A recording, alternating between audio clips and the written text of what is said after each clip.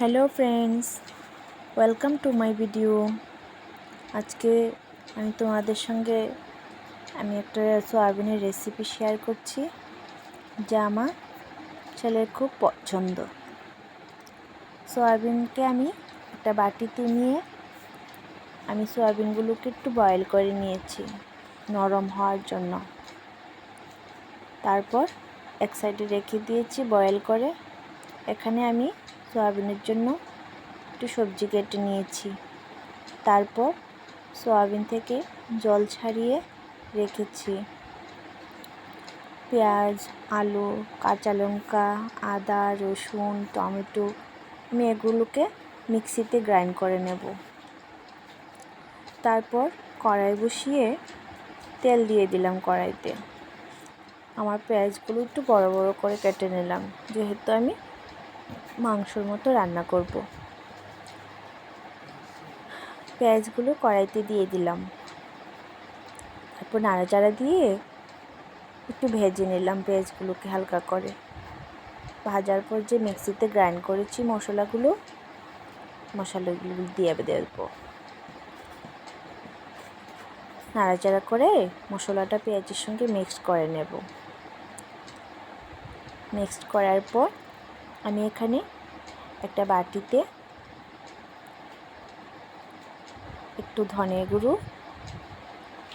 আর একটু জিরের গুঁড়ো, তারপর এর মধ্যে আর একটু হলুদের গুঁড়ো দিয়ে দেব। যেহেতু আমি মাংসর মতো রান্না করছি, আমি সানরাইজের মিট মশলা ইউজ করছি এখানে 1 চামচ। জল দিয়ে ভালো করে মিক্সড করে কড়াইতে দিয়ে দেব। এবার সবগুলো মশলা একসঙ্গে নাড়াচাড়া করে ভেজে নেব। মশলাটা ভাজা হওয়ার পর এতে আমার সয়াবিনগুলো দিয়ে দেব। এবার মশলার সঙ্গে সয়াবিনগুলো একটু ভাজা করে নেব। এতে পরিমাণ মতো আমি নুন দিয়ে দিচ্ছি।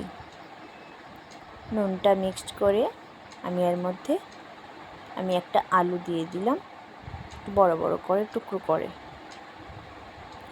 আপনারা ছোটো করেও দিতে পারেন। আলুগুলা সয়াবিনের সঙ্গে নাড়াচাড়া করে আবার একটু ভেজে নেব।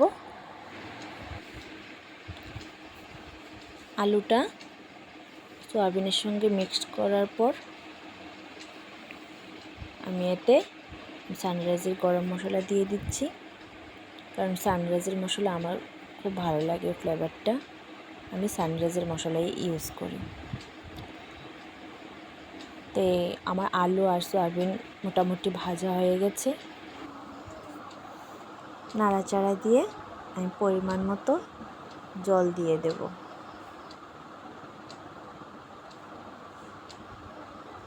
আর একটু বেশি করে দেব। জলটা দেওয়ার পর মিক্সড করে যাতে আলুগুলো একটু সিদ্ধ হয়ে যায়, তো 5 মিনিট আমি তরকারিটা সিদ্ধ করে নেব।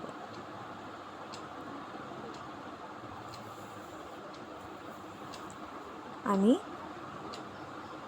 একদম মাখা মাখা করব, কারণ আমার ঘরে ঝোল এত একটা পছন্দ করে না। আপনারা চাইলে আর একটু ঝোল রাখতে পারেন। আমার ছেলে এসে বলল, মা এখনও হয়নি। বাস এই তো রেডি, দিয়ে দিচ্ছি। তাই আমার ছেলেকে আমি সার্ভ করে দিলাম। আপনাদের কেমন লাগলো আমাকে কমেন্টে জানাবেন এবং লাইক করবেন। Bye bye.